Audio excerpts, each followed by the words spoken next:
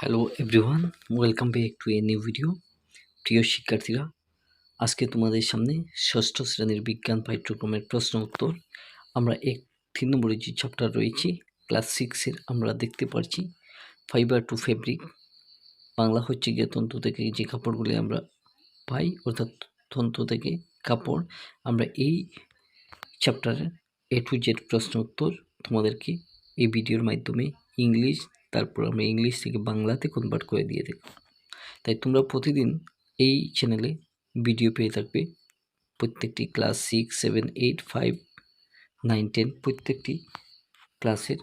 তাই তোমরা যদি এই চ্যানেলটি ভালো লাগে তাহলে তোমরা প্রথমে চ্যানেলটি সাবস্ক্রাইব করে পাশে দেওয়া বেল আইকনটি বাজিয়ে দিতে পারো এবং বন্ধুবান্ধবকে বেশি বেশি শেয়ার করে দিতে পারো।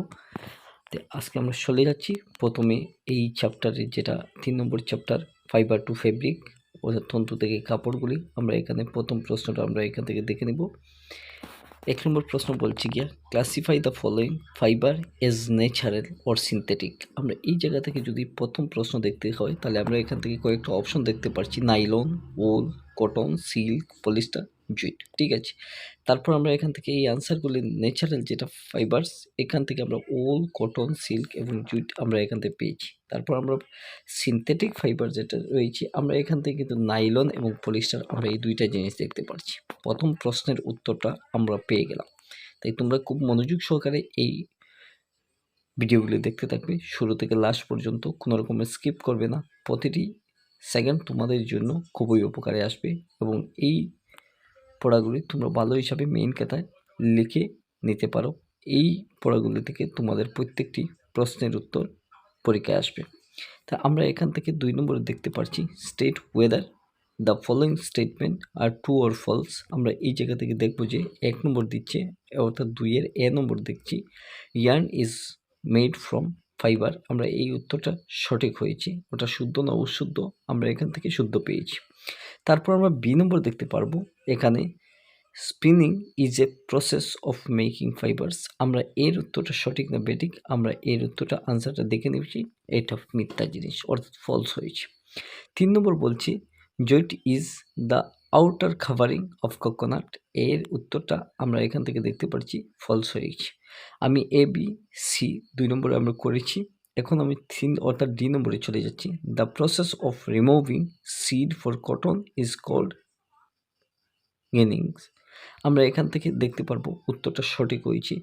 এরপর আমরা এখান থেকে দেখতে পাচ্ছি ই নম্বর, ওয়েবিং of yarn make a piece of fabric. আমরা এর উত্তরটা আমরা এখান থেকে যদি দেখি তাহলে সঠিক হয়েছে। এরপর আমরা এখান থেকে এফ নম্বর আমরা দেখব, silk fibre is obtain from the steam of A plant. আমরা এখান থেকে উত্তরটা ফলস পেয়েছি। তারপর আমরা এখান থেকে লাস্ট জি নম্বর আমরা এখান থেকে দেখতে পারবো যে polyester is a natural fibre. আমরা এখান থেকে যদি জি নম্বরটা দেখি তাহলে এখান থেকে আমরা দেখে নিতে পারি যে এর উত্তরটা সঠিক না বেঠিক হয়েছে। আমরা এখান থেকে দেখতে পারলাম 1 নম্বরের যে প্রশ্নের উত্তরগুলি আমরা সমাধান করছি। 2 নম্বরে যেটা রয়েছে, আমরা 2 নম্বরের স্টেটমেন্টগুলি সত্য না মিথ্যা আমরা এখান থেকে দেখে নিচ্ছি। এ নম্বর শুদ্ধ হয়েছে, বি নম্বর ভুল হয়েছে, সি নম্বর দেখতে পাচ্ছি ফলস হয়েছে অর্থাৎ ভুল। তারপর আমরা ডি নম্বর আমরা দেখতে পাচ্ছি শুদ্ধ হয়েছে, ই নম্বর দেখতে পাচ্ছি শুদ্ধ হয়েছে, এফ নম্বর দেখতে পাচ্ছি ভুল হয়েছে, তারপর জি নম্বর আমরা এখান থেকে দেখতে পাচ্ছি যে ভুল হয়েছে। এখন আমরা এই 1 এবং 2-এর যে ইংলিশগুলো রয়েছে আমরা এখান থেকে সরাসরি বাংলায় অনুবাদ করে আমরা দেখতে পারবো যে আমাদের কি কি এই ইংলিশের বাংলাগুলি রয়েছে। তো চলো আমরা দেখে আসি। প্রথম আমরা এখান থেকে দেখতে পাচ্ছি সেবা ক্লাস 6-এর সায়েন্স, যেটা চ্যাপ্টার 3 তন্তু থেকে কাপড়। আমরা অনুশীলনীর প্রশ্ন উত্তর 1 নম্বর দেখতে পারলাম, নিম্নলিখিত আঁশগুলিকে প্রাকৃতিক এবং কৃত্রিম এই 2 ভাগে ভাগ করা হলো, ভাগ করো। আমরা এখান থেকে দেখতে পাচ্ছি নাইলন, উল, তুলো, রেশম, পলিস্টার, পাট। আমরা এখান থেকে উত্তর যদি লিখি তাহলে আমরা এখান থেকে দেখতে পারবো যে প্রাকৃতিক আঁশ বা তন্তু যেটা উল, তুলা, রেশম, পাট আমরা এখান থেকে দেখতে পারলাম। তারপর আমরা এখান থেকে যদি দেখি তাহলে কৃত্রিম আঁশ বা তন্তু যেটা নাইলন, পলিস্টার আমরা এখান থেকে সহজেই দেখতে পারলাম যে 1 নম্বরের প্রশ্ন যেটা, এটা আমরা ইংলিশের বাংলাটা আমরা পেয়ে গেছি। এখন আমরা 2 নম্বরে যেটা রয়েছে নিচের উক্তিগুলি সত্য না মিথ্যা আমরা এখান থেকে বের করব বা বলবো। ক নম্বর বলছে আঁশ থেকে সুতা বানানো হয়, সেটা সঠিক হয়েছে, অর্থাৎ সত্য। খ নম্বর আমরা দেখতে পারবো যে সুতা কাটা হলো সুতা বানানোর একটি প্রক্রিয়া, সেটা শুদ্ধ না ভুল আমরা এই জায়গা থেকে দেখতে পাচ্ছি সত্য। ঘ নম্বর আমরা দেখতে পারবো, গ নম্বর পাট হলো নারিকেলের বাইরের আবরণ, সেটা মিথ্যা না সত্য আমরা এখান থেকে দেখতে পাচ্ছি মিথ্যা।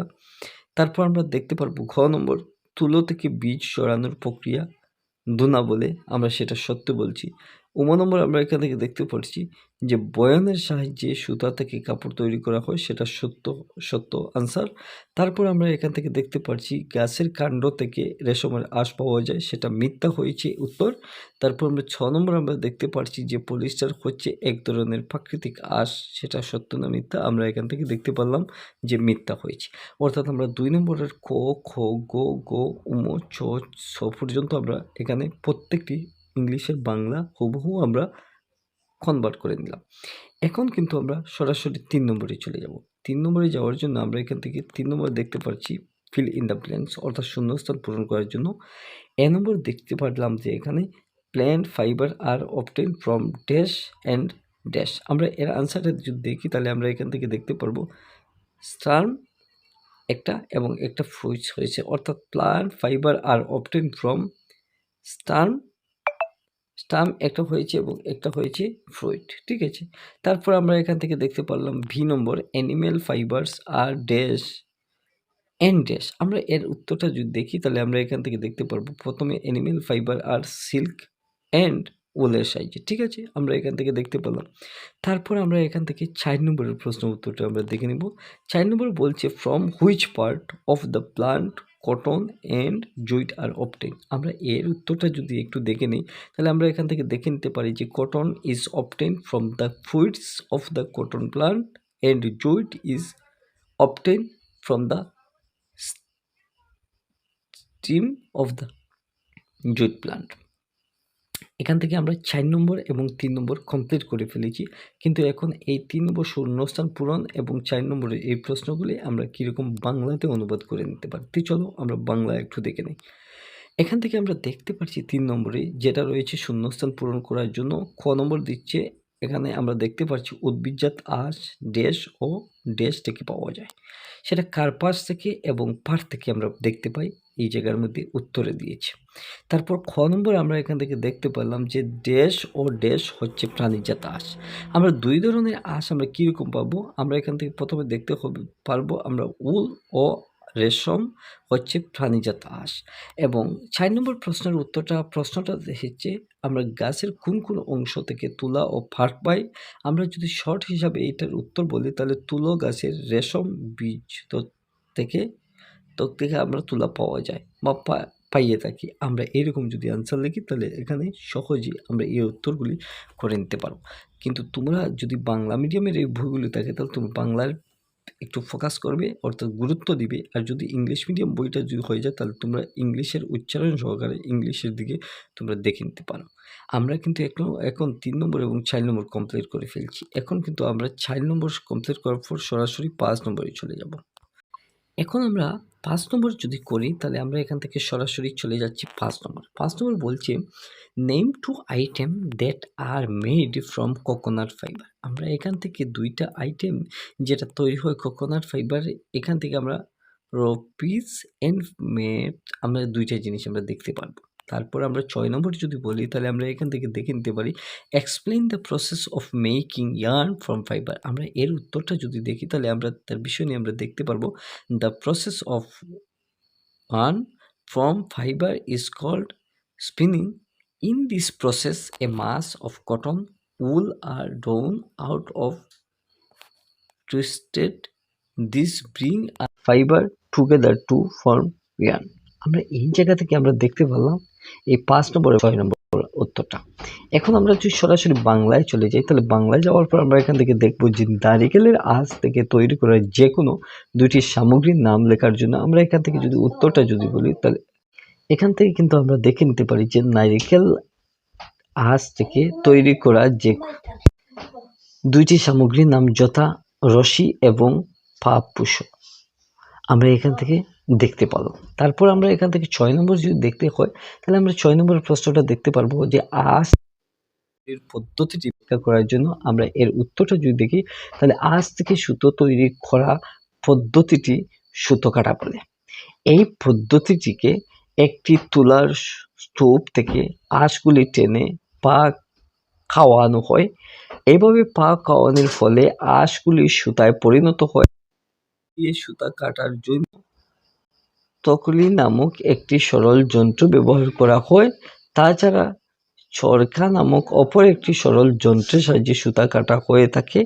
আজকাল বেশি পরিমাণ সুতো কাটার জন্য সুতো কাটার যন্ত্রের সাহায্য নেওয়া হয়। আমরা এই জায়গা থেকে দেখতে পারলাম যে ৬ নম্বর আঁশ থেকে যে সুতাগুলি তৈরির পদ্ধতি ব্যাখ্যা করার জন্য প্রথমে আমরা এই আঁশগুলি সুতায় তৈরির পদ্ধতি যেটা, এটা সুতো কাটা বলে। এই পদ্ধতিটি প্রথমে তুলার স্তূপগুলির আঁশ যেগুলি রয়েছে এগুলি আমরা পাক খাওয়ানো হয় পাকের মধ্যে। এরপরে আমরা এই খাওয়ানোগুলির ফলে আঁশগুলি সুতায় পরিণত হয় এবং হাত দিয়ে সুতাগুলি কাটা এবং তকলি নামক একটি সরল যন্ত্র ব্যবহার করা হয়।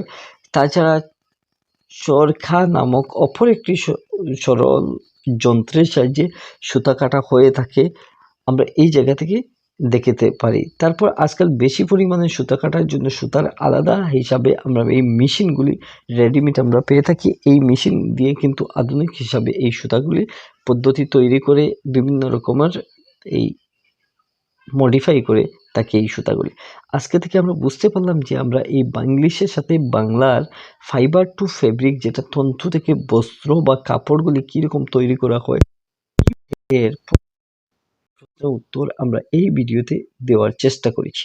তাই তোমরা এই ভিডিও দেখে কেমন লাগলো, একটু যদি ভালো লাগে তাহলে তোমরা চ্যানেলটি সাবস্ক্রাইব করে পাশে দেওয়া বেল আইকনটি বাজিয়ে দিতে পারো এবং প্রতিদিন আমরা নতুন ভিডিও নিয়ে তোমাদের সামনে চলে আসবো। আজকের জন্য অতটুকু, নেক্সটের কোনো নতুন এক ভিডিও টিউটোরিয়াল নিয়ে চলে আসবো আবারও তোমাদের সামনে। ধন্যবাদ।